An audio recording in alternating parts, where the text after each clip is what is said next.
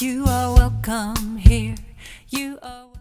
Everybody, welcome. Welcome to the Ventura Center for Spiritual Living. I'm Reverend Bonnie Rose. It is so great to see you here. You are so welcome here, no matter who you are, no matter your height, your weight. What else is there?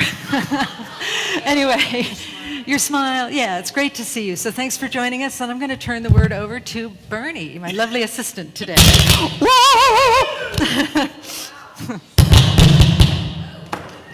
What? Oh, look. It wasn't attached. Bernie?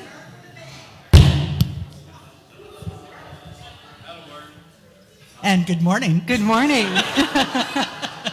First, I was back visiting, and then I was, 17 seconds, and here we are. So, according to Abraham, it only takes 17 seconds to manifest a reality. Oh, good. Okay, good. So, we manifested a 17-second reality What and reality? getting me here on time. What reality was that? The popping mic? Or Popping mic? Okay. Right. Knowing that no matter what happens, we can recover and join together with smiles. So, Yes. if you haven't smiled yet, turn and look at somebody next to you and give them your smile, because there's not enough sunshine out there today for me. So a little smile. Oh, look at this. This is lovely. So welcome to our center. We're happy to have you here. We're having a great amount of joy in the class that we're teaching about sacred service. And I got to tell you, that class is blowing the doors off our hearts. And so I am so happy to have you here and happy to do this with you. Thank so you welcome. so much. Thanks, Bernie. All righty. So let us call forth Mr. Bill from Youth and Family. Good morning. Good morning. You're all welcome to come down and join me if you want today. Come on, kiddos. Guys, come in.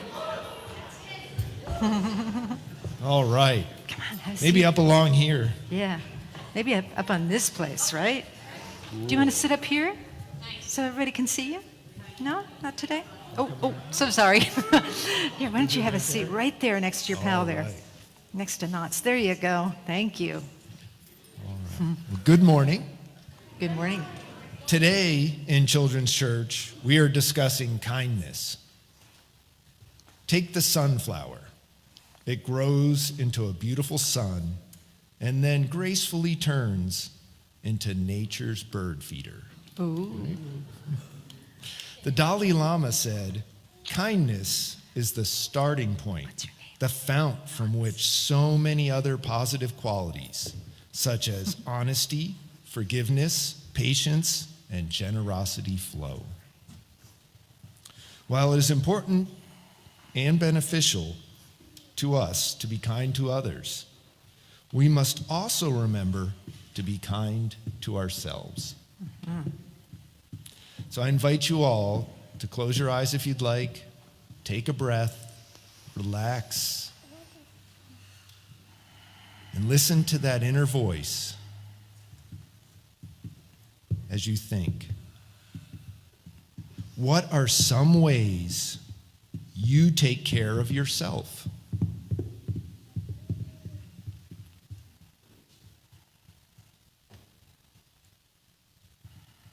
How do you feel when you take care of yourself?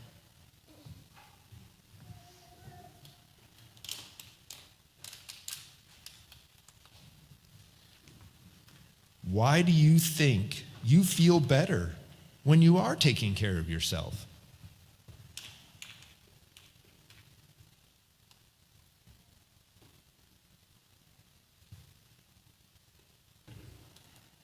I invite you all to repeat after me.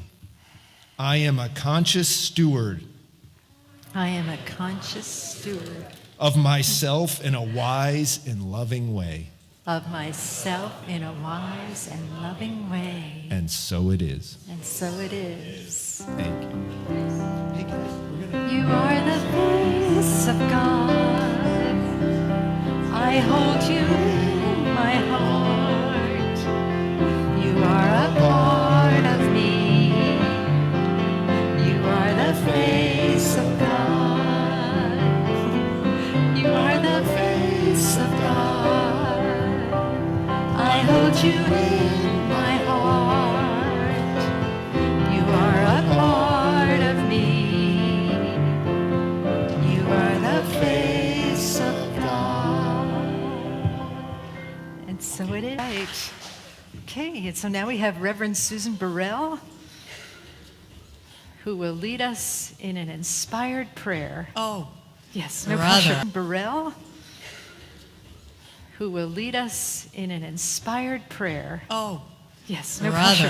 pressure. No pressure. So, for those at home, I just want everybody to know that the other ministers and practitioners and brand new practitioners are standing here right now for you.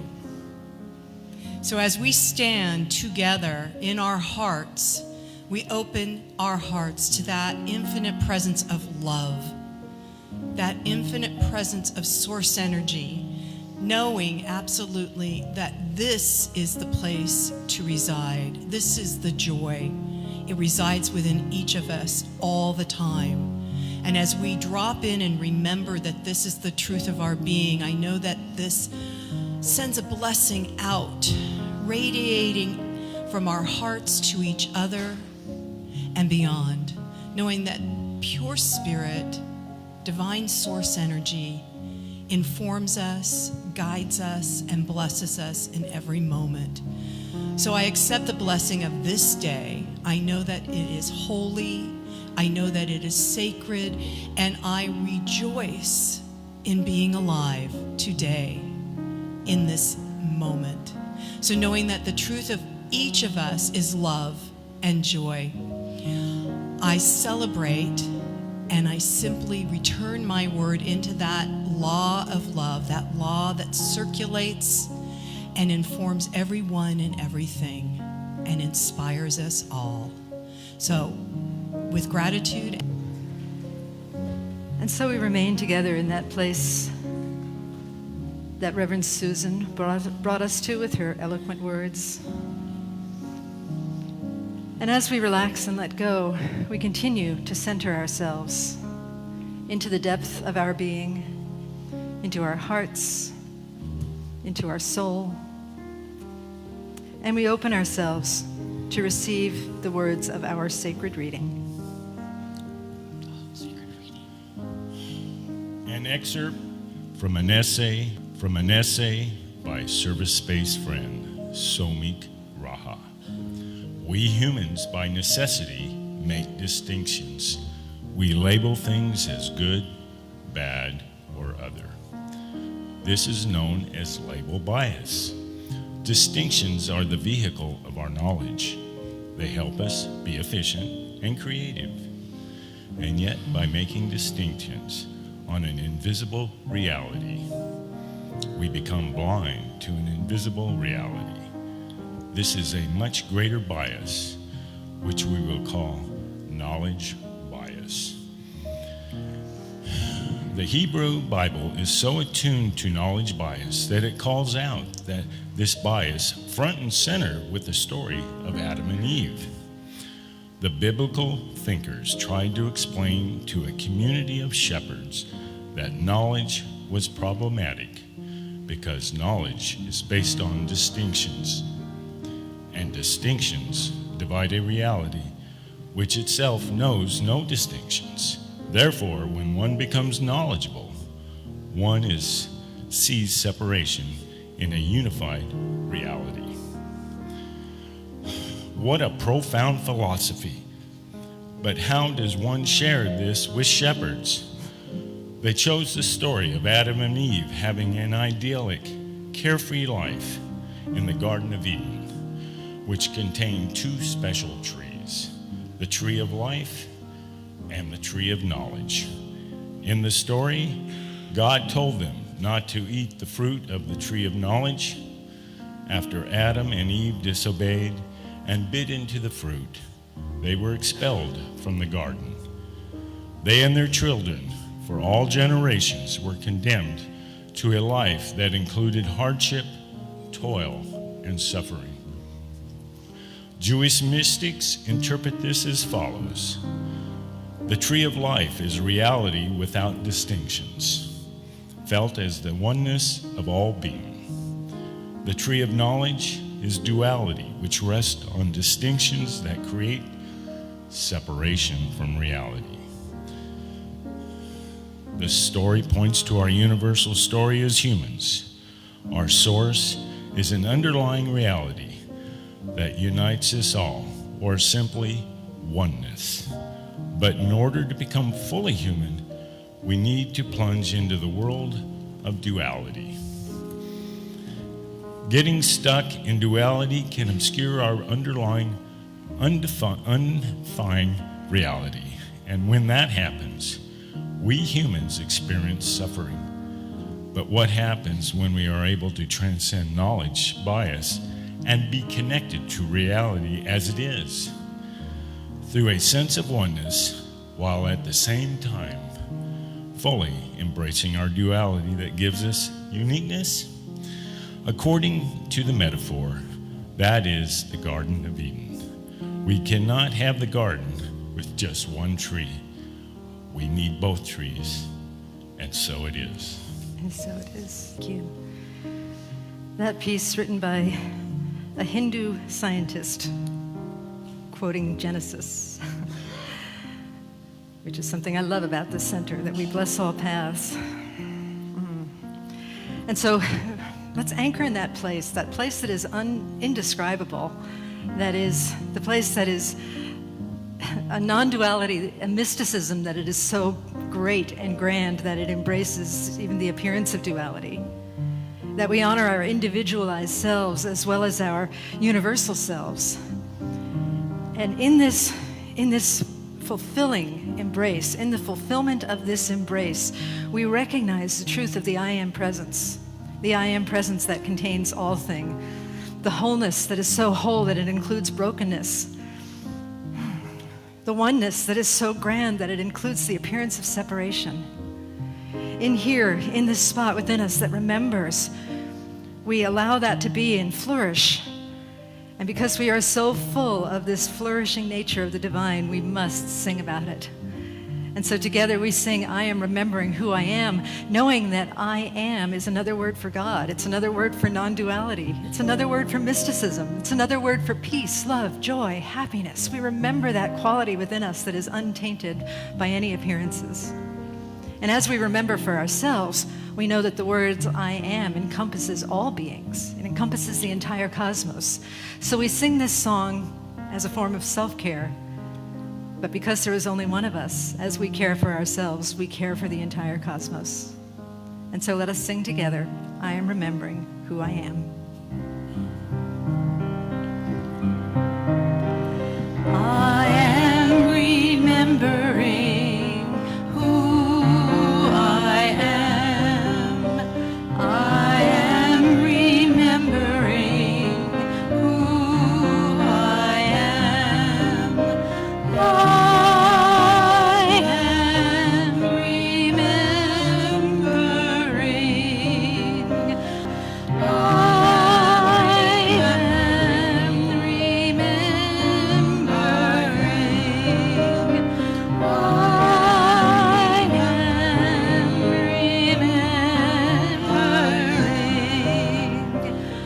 I am remembering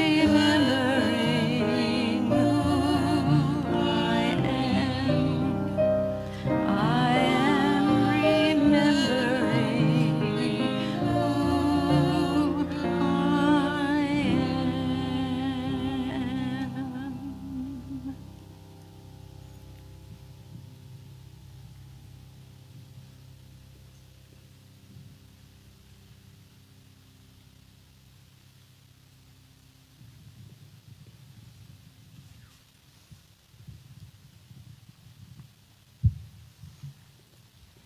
From the love of the pure I Am presence within me.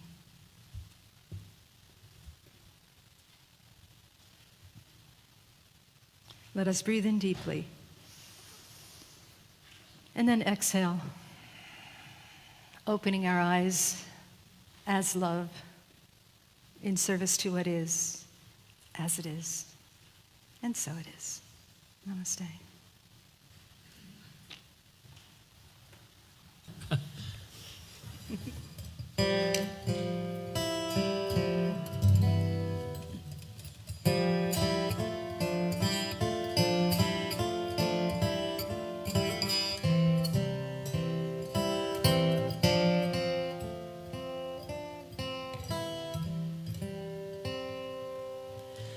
Time it was, and what a time it was. It was a time of innocence, a time of confidences. Long ago it must be, I have a photograph. Preserve your memories, they're all that's left you. Preserve your memories, they're all that's left you.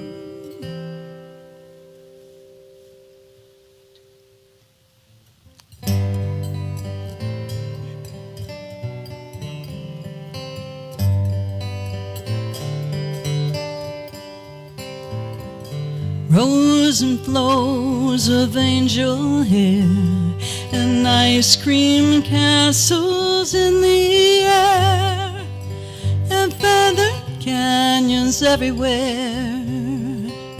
I've looked at clouds that way, but now they only block the sun.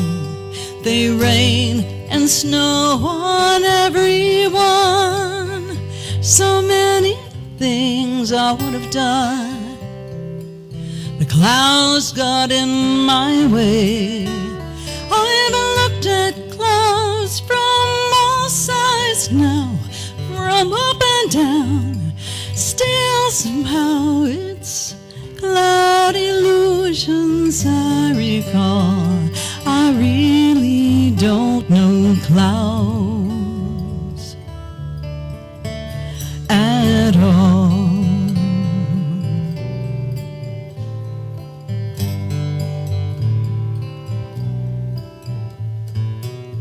Moons and Junes and Ferris wheels, the dizzy dancing way you feel when every fairy tale comes real. I've looked at love that way, but now it's just another show. You leave them laughing when you go, and if you care, don't let them know. Don't give yourself away. I've looked at love from all sides now, from give and take. Still somehow it's love's illusions I recall. I really don't know love. I really don't know love at all.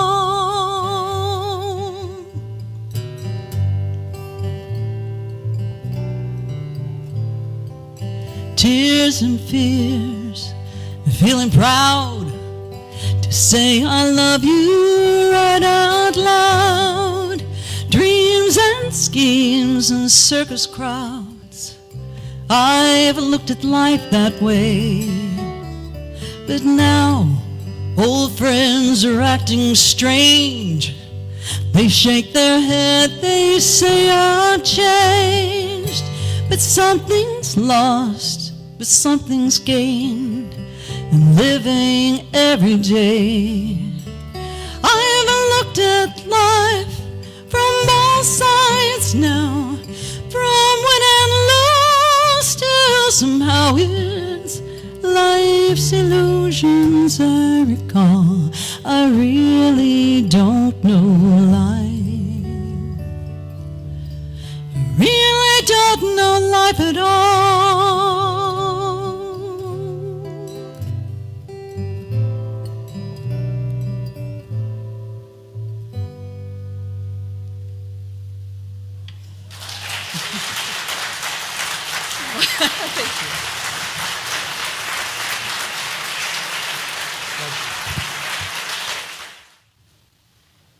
Thank you very much. Beautiful.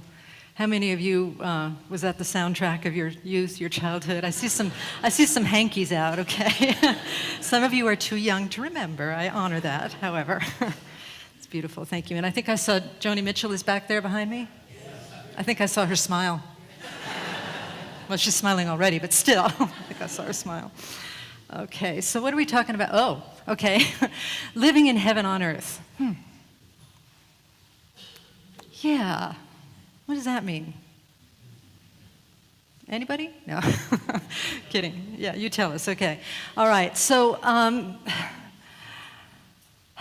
curious because, I've been here for a while, and I was raised in a very gentle Christian church. But I know that others here weren't, and I was curious, like thinking about over the years what I've heard people tell me about what the concept of heaven was in some of your more traditional religions. Does anybody want to shout out what heaven meant to you when you were a child? Streets of gold. Anybody else? What? What? Ice cream. Okay. All right. This is going well. Pearly gates. Yes. Pearly gates. There you go. Continuous bliss. See? All right. Okay. See, I was thinking of the darker side that some of us learned about heaven. For example, it's a post-mortem destination spa, right? That you go there when you're dead, right? Okay.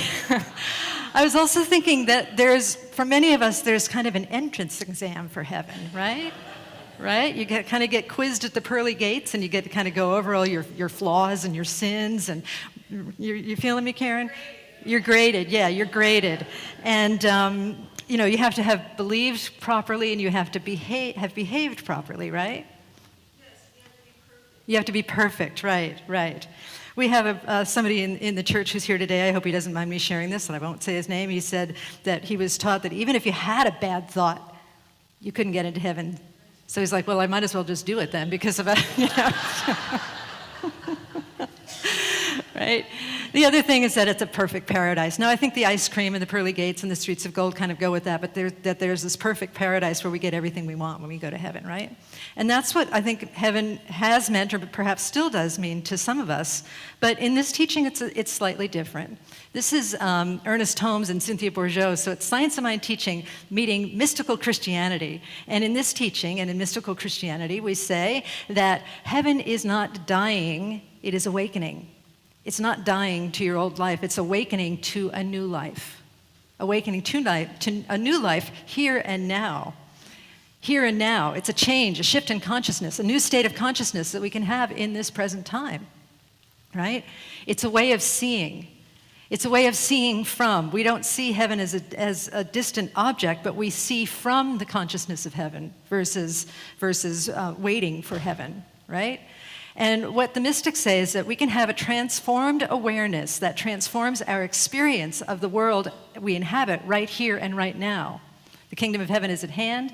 The kingdom of heaven is within us. The kingdom of heaven is among us. But it's not a destination. It is a way of being. It is a way of consciousness, a shift in consciousness. The other question that I wanted to bring up too, because it comes up a lot, because a lot of people think, okay, we've got heaven on earth. That means that everybody's going to get along someday, right? And that earth is going to be utopia, it's going to be paradise, and it may. I don't know. I don't know the answer to that question. I've looked at heaven from both sides now, from win and lose. And I don't know the answer to that question. However, I'm calling it a yes and a no, right? Jesus said, my kingdom is not of this world, meaning that it was a shift in consciousness. The kingdom of heaven is a shift in consciousness, as I've just said. And it's a shift into a state of non-dual consciousness. Now, some of you may be wondering what that is.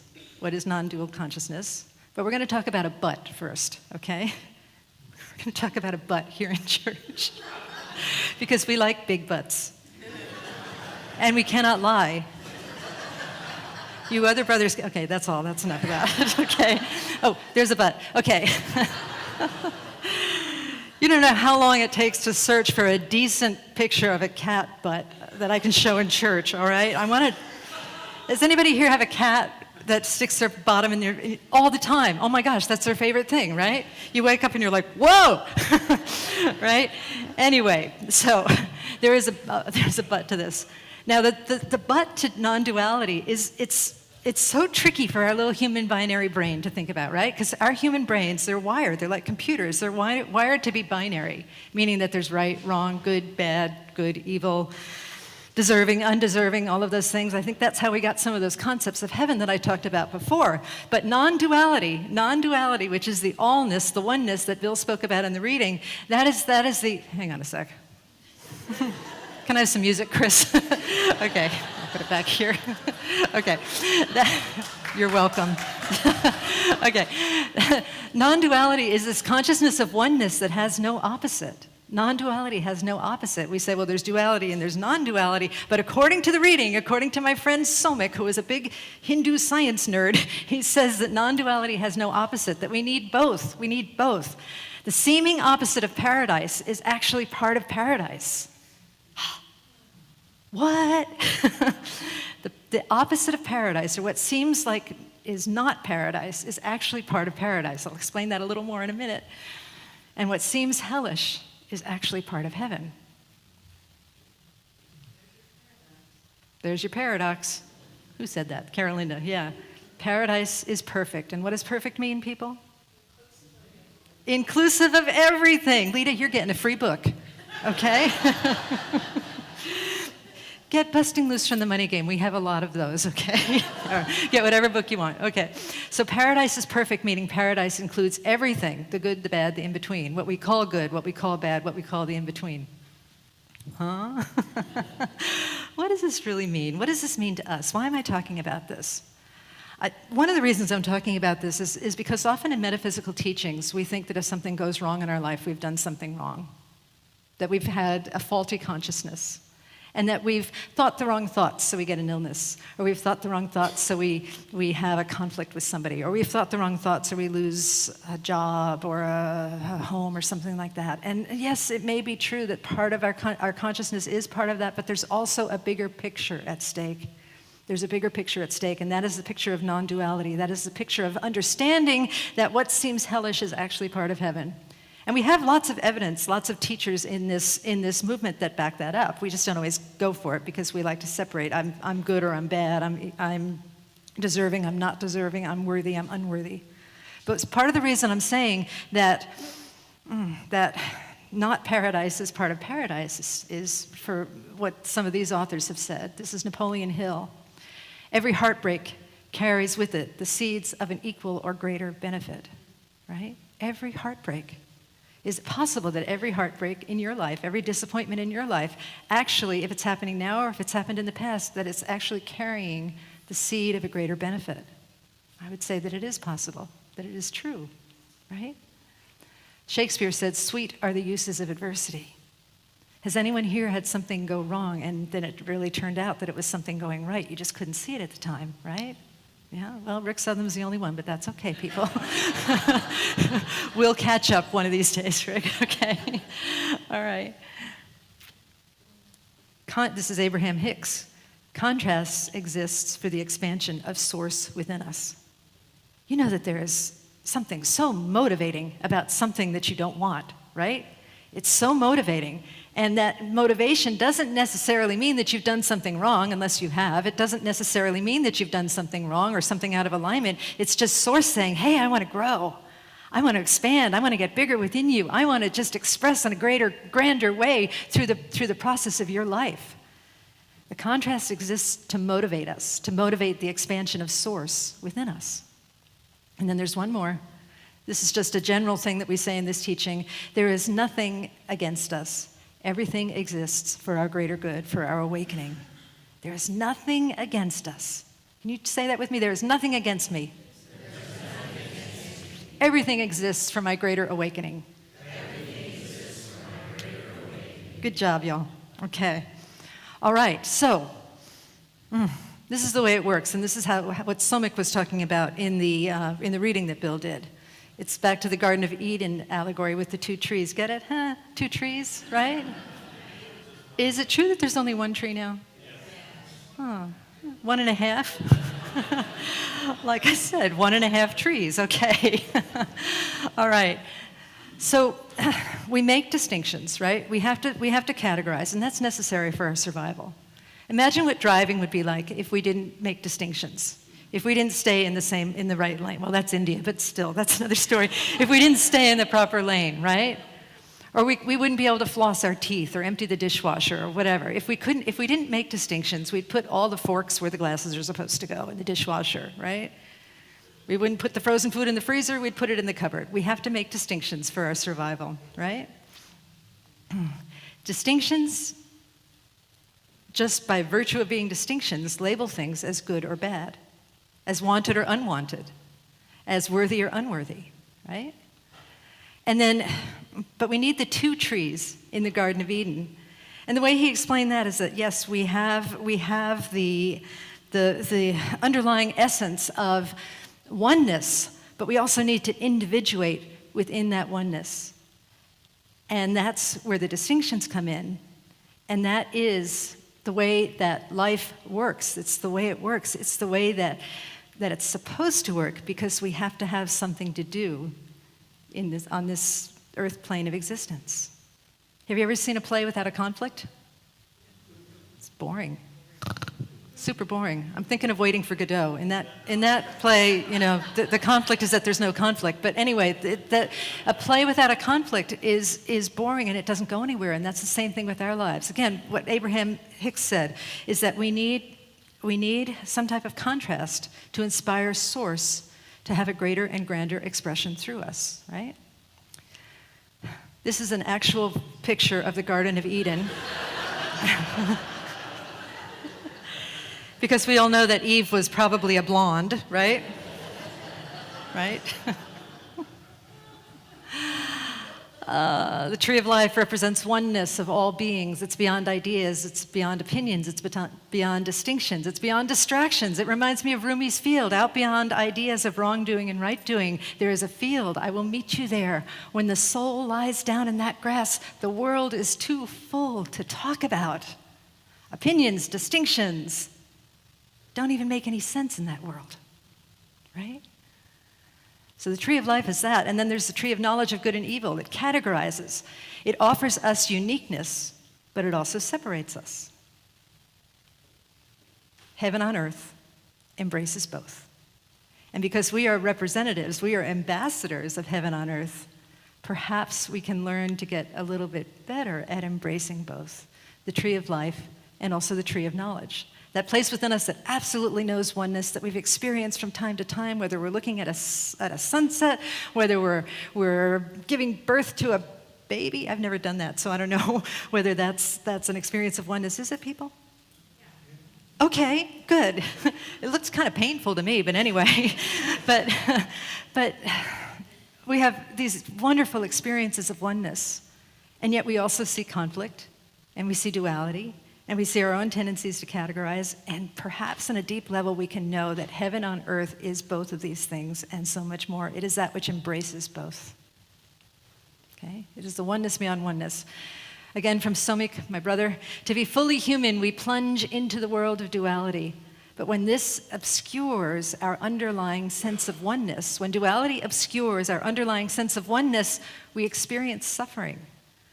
It is our duty, and also our delight, to connect to reality as it is through a sense of oneness, while at the same time we're fully embracing our duality that gives us uniqueness. We can be uniqueness and oneness at the same time. This is the Garden of Eden. We can't just have one tree. We need two trees, both trees. Now again, how does this apply to me? Not all you, me. No, I'm kidding. To all of us. How does it apply to us? Well, the thing is that people will sort and separate. It's the way that we're made. If you sort and separate, if you categorize, don't worry about it. It's the way that you're made. It's the way that our brains are made, right? I just spoke a moment ago about the binary brain, right? The binary brain that separates things into categorizes, right? Into categories.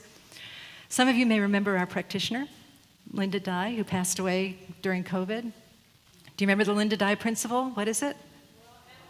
We're all animals. She used to, we would have these deep conversations about good and evil in class, and then she would kind of wake up out of a lying down on the couch thing and just stick her head up and say, we're all animals. She was a scientist. She was a scientist. Let's practice the Linda Dye principle. Turn to somebody and say, I'm an animal.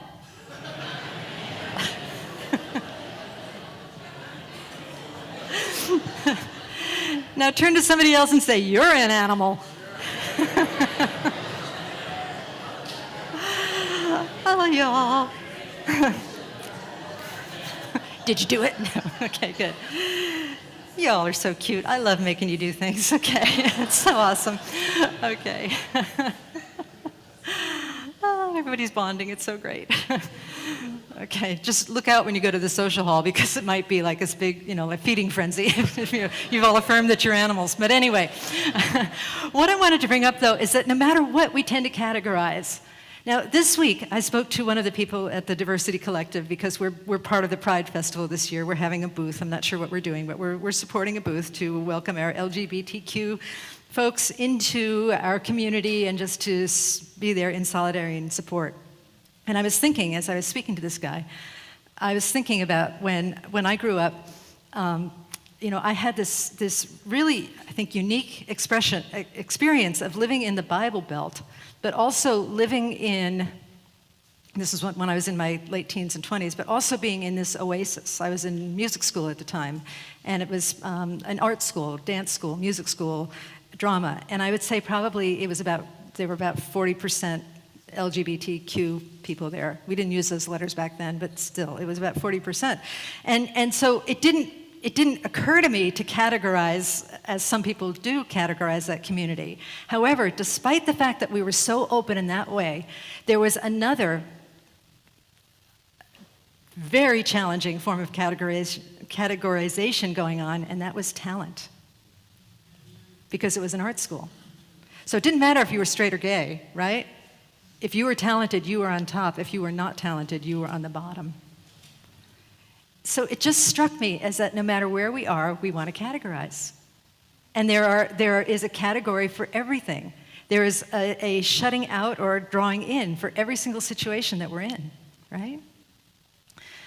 I've mentioned this before, I don't remember who wrote it, but it's that we're born fine, then we are defined. Defined by default. I added that part because it's the way that our brains work. However, we get to refine by choice, by the way we choose to live in this world of form. Now, do we need worldly perfection to experience heaven on earth? I would say no. We don't need worldly perfection to experience heaven on earth. Heaven is an ever-available state of being. Heaven is unconditional. Heaven on earth is unconditional, meaning that it is not dependent upon the conditions in our lives. There are tools that can help us experience heaven on earth. It's a process and a practice. Probably many of us in Sunday school were not taught, or whatever, as children, we were not taught, you can have heaven on earth, but it's a process and a practice. But it doesn't matter where we are, how old we are, it is a practice. It is a process and a practice for everyone. And we can start at any time. We can start right now. We can start today, right? I would suggest the first thing to do is to pick a heavenly quality that is your word of purpose for the day. It might be joy, it might be peace, it might be love, it might be happiness, it might be inclusion, it might be wholeness, it might be oneness, it might be anything. It might be seeing the good, it could be grace, it could be anything. So pick a heavenly quality that you would like to experience. And then ask yourself, I'll use love. How much love would I like to experience today? Is that a hard question? It's hard to come up, for me, it's hard to come up with a number. It's like, so is it a percentage? Is it a what? I don't understand. How much love would I like to experience today? And then, the obvious choice, I think, is I'd like to experience 100% love today, right? But then something happens. Observe how you argue for your limitations. Observe how you argue for love's limitations. Observe how you argue for joy's limitations. Saying, that's just not possible. What if this happens? I can't have love then. I can't have joy then. What if this happens? But that's an argument for limitation. And we get to practice being unconditional, rising above limitations and knowing that there is a greater truth beyond any human-bound, earth-bound, dualistic limitation. That the limitation is actually part of the practice. It is part of the prize. Because what is limitation? It is contrast. It is contrast. And so when we see the contrast, we can use that, again, to motivate within ourselves a greater expression of source. We don't even have to know what it is. All we need to do is surrender and say, divine love, help me to see this differently. Help me to radiate source from this place of contrast. Help me to move past this limitation that I know is self-imposed. Ernest Holmes said, all limitation is self-imposed, right? That's what I just said. Summon infinite inner heaven to embrace and transcend every perception of hell, every perception of limitation. So now would be the time when I tell a personal story of how I succeeded at this in my own life. Yesterday, I was doing the opposite of my sermon. I was bound by limitation. I'm trying to write a sermon with one hand, I'm publishing a book and I'm talking to the publisher with the other hand. I take this hand away to deal with my dog who's having a little surgery, who had a little surgery. My house yesterday was kind of a combination of Lord of the Flies meets Valley of the Dolls because, you know, many of you know I have a lot of animals and they were all getting into it and all getting it. We're all animals, right? Well, that is true in my house, babe, because they were all getting into each other's food and all like wrestling and jockeying for position, and even the rabbit was chasing after the cat, and we put my dog on drugs because he had surgery on his little hip and he's trying to undo all the staples, right? So I was feeling very when I asked myself, how much joy do you want to experience today? I was like, I want much more than I'm experiencing right now. I'm at about a minus 20 at the moment. These are first world problems, I realized that. And I said to my husband, I'm going to go out, I'm going to eat junk food, and I'm going to come back in a better mood. So I did. That's my doggy with his little head cone on. And I came back and I looked at my beautiful dog, and I'm so happy. He's a grandpa. He's like 90 years old, but yet he has so much life in him, so we decided to do this surgery on him. And then I looked at his incision where he is desperately trying to pull out the staples. He's able to transcend his cone, talking about transcending limitations. Oh my goodness. He's better at this message than I am. He's transcending the limitations of his cone and he's trying to pull out the staples, but then I looked at the wound and it still is actually healing. And I thought about God's knitting needles that is just knitting these pieces of skin together in such a magical way, and I'm not doing anything except trying to keep his tongue off of it, right? And I looked at that miracle, and I looked at the miracle of my home and all of the animals and my husband. My husband is not here today, by the way, because he's home watching the dog, right? So he doesn't pull out his staples. And just all the miracles of my life, and I started feeling grateful. And then to top it all off, I realized that there are magical things that one can do with a head cone.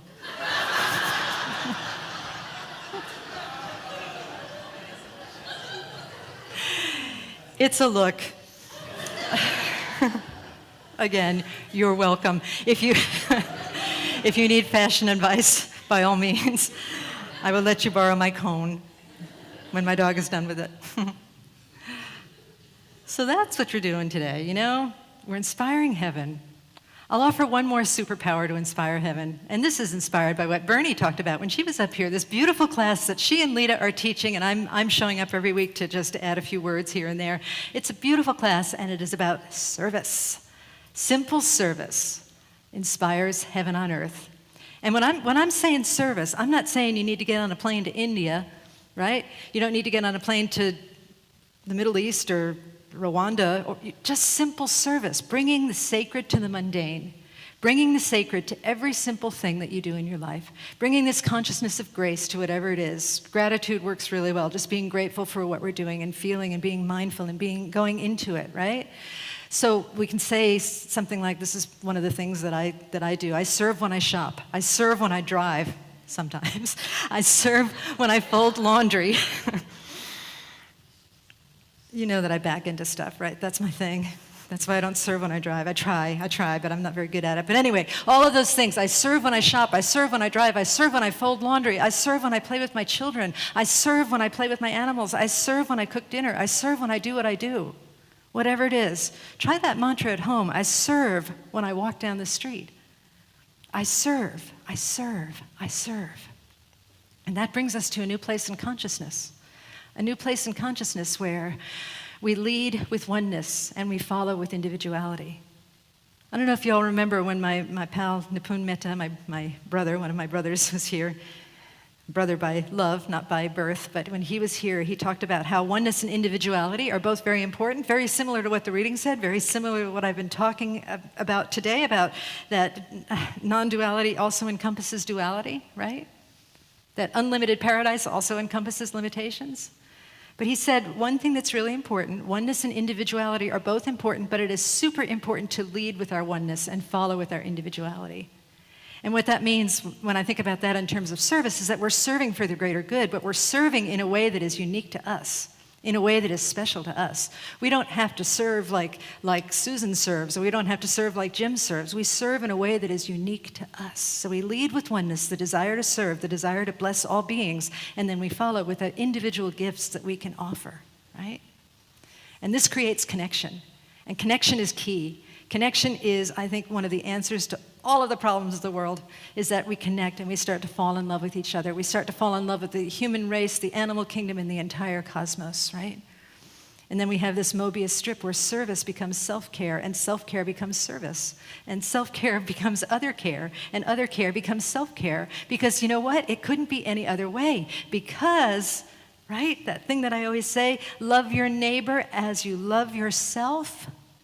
I didn't come up with that on my own, by the way. It might be from the New Testament. Love your neighbor as you love yourself. It's not love your neighbor as much as you love yourself. It is as you love yourself, you are loving your neighbor. And as you are loving your neighbor, you are loving yourself, because there's only one being here. As I love myself, I love the earth. As I love the earth, I love myself. Right? Say right. Thank you. Okay. And really, that is a deep dive into this thing, this whole thing that I've been talking about, this thing that is beyond words. It's a deep dive into the non-duality that embraces the appearance of duality. Why? The reason it is a deep dive is that when service happens, service usually happens because there is a need. And we might say, the separating part of ourselves might say, oh, there's a need. That means that something's wrong. What if a need is something is right? What if it's that limitation that I was talking before about in terms of Esther Hicks, that limitation or that need is coming up so that we can express greater into source, so that we can lean into sacred service, so that we can lean into bringing the profound to the mundane, so that we can lean into that place where we know that we are connecting with the world, with the entire cosmos, where we are truly loving our neighbor as we love ourselves and loving ourselves as we love our neighbors. What if service, what if a need, or an appearance of a need, or an appearance of a limitation is all of that and so much more, that which is beyond words. And so, that's all I got today, other than some affirmations. Will you say with me, today I live in heaven on earth. Let's try that again. Today I live in heaven on earth, right? Here we go. We are heaven on earth now. Let's do that again because it's caps. I want you to bellow are and now, okay? Here we go. We are heaven on earth now. Good job, y'all. Okay. And all is well. And all is well, and so it is. Blessings on all of you. Thank you so much. Okay. Thank you. All righty. Thank you, Brother Chris. Okay, here we go. And so we turn within and just trust in that inner spaciousness that is so beautiful, that is just that place of presence, that love that is God, that divine will, that divine purpose that has informed, made into form this entire universe. And that because it is so grand and so great and so inclusive and so everything, it is who we are right here and right now. Together, we unify with that divine purpose, with that divine life, with that divine will, that divine grace. Together, we know that this is exactly who we are. And anything that's coming up for us, anything that appears to be challenging, we embrace it in that grace. We certainly allow ourselves to feel what we feel about it, knowing that it is beautiful too, that is beautiful too. That it's all love. It's all love. It's all grace. It's all goodness expressing to bring forth that greater experience of lovingness, that greater experience of joy and grace and peace. And so we anchor in that knowing right now. And we also commit to anchoring in that knowing through physical activity, through the physical activity of living like the truth is true. of putting hands and feet and heart to our prayers, of engaging in service, of just doing what we're doing with mindfulness and with consciousness and with a sense that what we are doing here on this planet Earth is important. No matter what it is, as we invest it with meaning and mindfulness, we start to blossom, and the world blossoms with us again, because there is only one of us. And so I'm so grateful to know this truth, so grateful to have the glorious opportunity to share it, and the sharing is mutual back and forth. So grateful for everyone who said yes to church this morning, to said yes to coming here to lend your consciousness to this cosmic soup that we are co-creating together to bless the world and to bless our lives individually, to bless all beings everywhere. I'm grateful for this teaching, so grateful for all teachings, all paths to God, churches, synagogues, temples, mosques, ashrams, gurdwaras, fundamentalists, atheists, agnostics, anyone I didn't name. So blessed and so filled with love for all beings everywhere, for all beings are a blessing. And with a heart that is so filled with love and gratitude, I say, thank you, Spirit, thank you, love, and I release these words into the divine mystery. And together we say, and so it is. Namaste. This is our time of offering, and Bonnie, you talked about contrast, which is one of my favorite topics. I know, yes. And the reason I love contrast so much is it moves me into that perspective of shift to go into appreciation right away. So here's the contrast, and I appreciate it immediately. Like dropping the cord out of the microphone before, that quickly I could shift and reconnect with y'all. So yeah, there you perfect. go. So as you prepare your offering, I'd like you to think about those aspects of life that allow you to shift from what is to what you desire. And repeat with me, or after me. We trust in spirit. We trust in spirit. Love is the giver and receiver of all that we are. Love is the giver and receiver of all that we are. We offer this gift. We offer this gift. It is an outer expression of our inner abundance and compassion. It is an outer expression of our inner abundance and compassion. Our gifts bless many. Our gifts bless many. And return to us multiplied in miraculous ways. And return to us multiplied in miraculous ways. So that we may give again. So that we may give again. And so it is. And so it is. I can't tell you what a wonderful feeling it was to come into the church today. And, well, first of all, just the vibration of this place is so wonderful. And everyone is so welcoming. And then there's Joni Mitchell behind me. I think this might be my spot.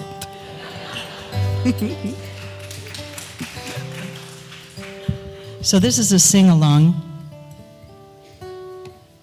The Magic Clicker.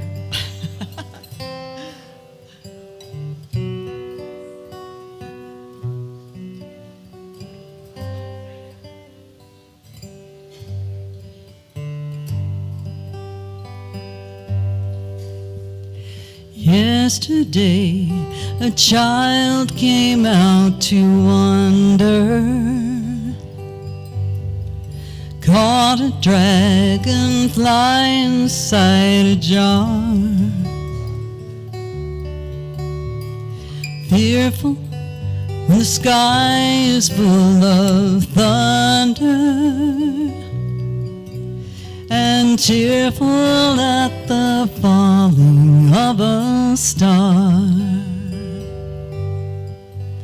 And the seasons, they go round and round, and the painted ponies go up and down. We're captive on the carousel of time.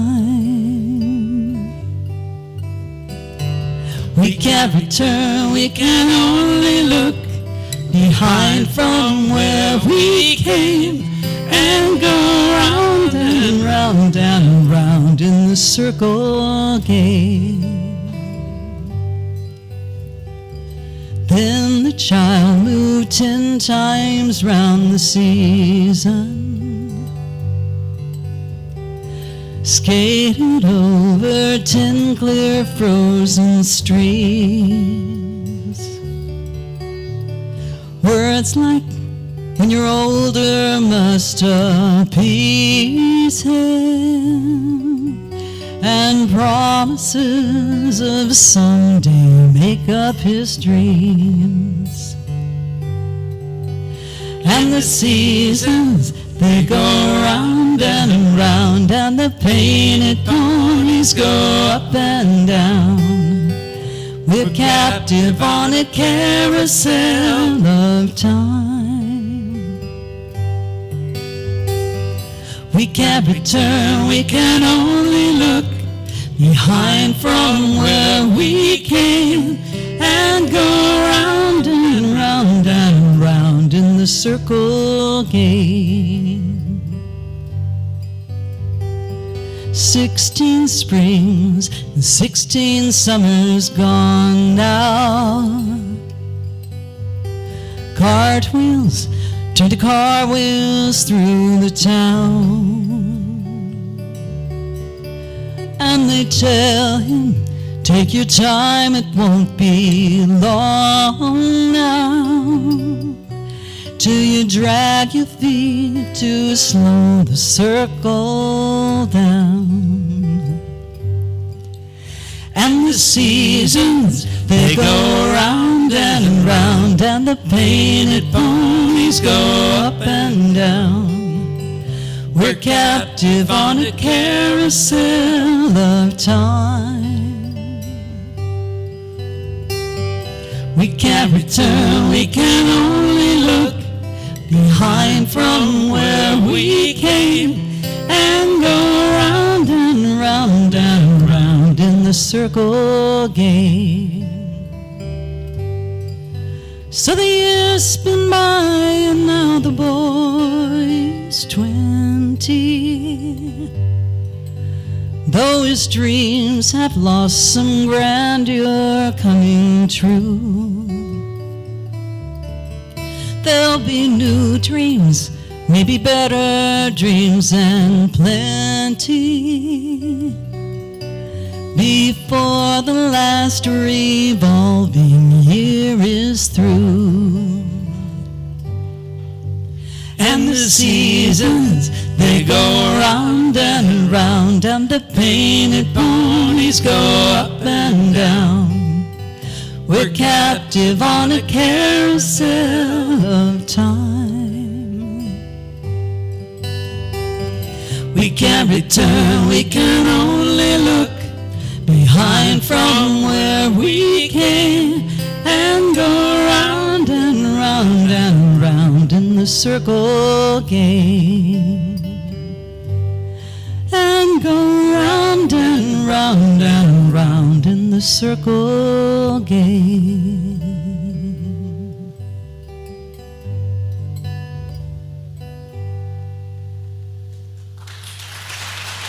Thank you.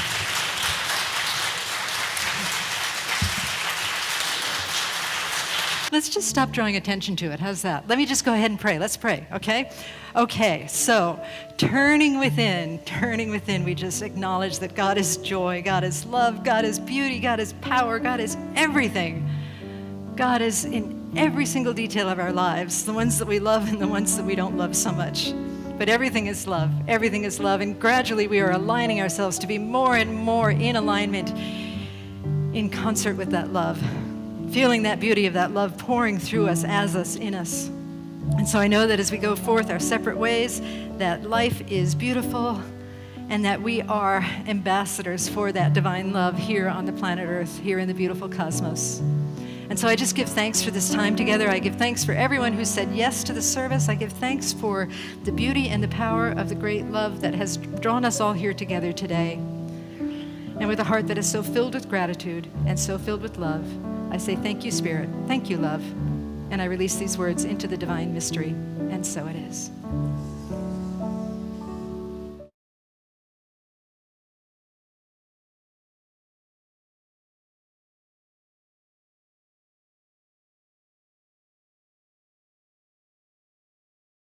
How we used to do before COVID, there's a collection of postcards, and if you just write a little message to Kenny